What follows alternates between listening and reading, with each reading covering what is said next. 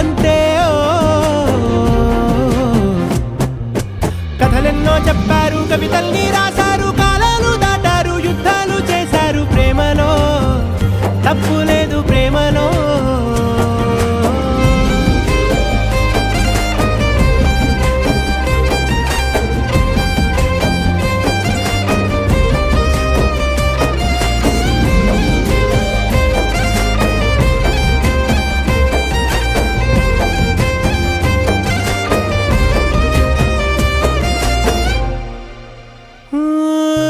ఎంతుంటే ఏంటంట దూరాలు, రెక్కల్